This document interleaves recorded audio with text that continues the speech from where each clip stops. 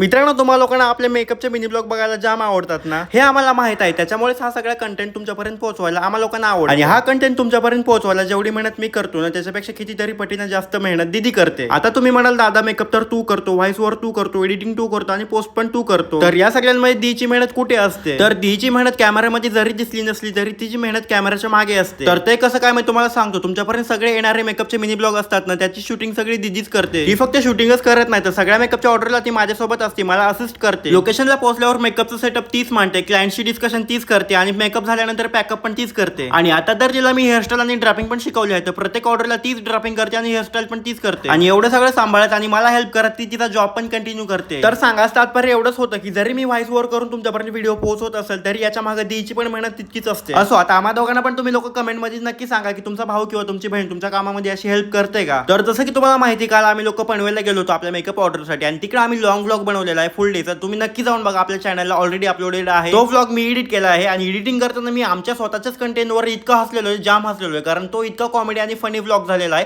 तुम्हाला पण जाम मजा येणार आहे. नक्की जाऊन बघा. आजच्यासाठी एवढंच, उद्या भेटूयात.